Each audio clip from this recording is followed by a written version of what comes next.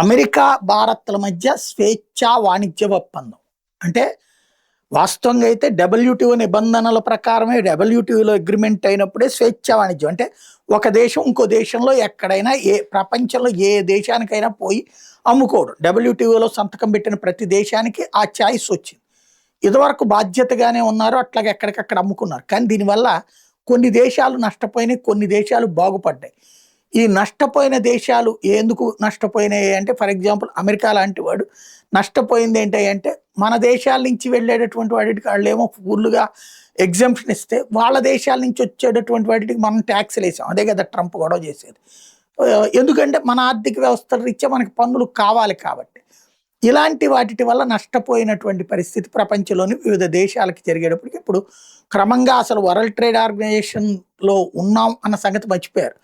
ఇప్పుడు చాలామంది ఎవరికి వాళ్ళు ఒక్కొక్క దేశంతో స్వేచ్ఛా వాణిజ్య ఒప్పందం.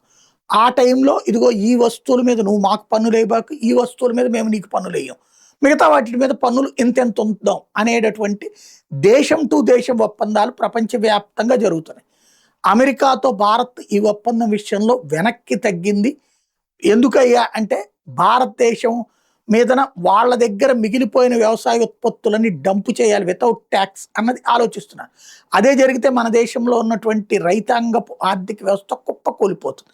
కాబట్టి అట్లాంటి స్వేచ్ఛా వాణిజ్య ఒప్పందాన్ని మోడీ సర్కార్ ఒప్పుకోలేదు. బట్ రష్యా ఇప్పుడు ముందుకొచ్చింది, యూరోపియన్ యూనియన్ ముందుకొచ్చింది, రష్యా ఇప్పుడు ముందుకొచ్చింది. రేపు పుతిన్ ఏదైతే బ్రిక్స్ సదస్సుకి భారతదేశానికి వచ్చినప్పుడు స్వేచ్ఛా వాణిజ్య ఒప్పందం మీద సంతకాలు జరిగే అవకాశాలు ఉన్నాయని రష్యా డిప్యూటీ ప్రైమ్ మినిస్టర్ చెప్తున్నాడు.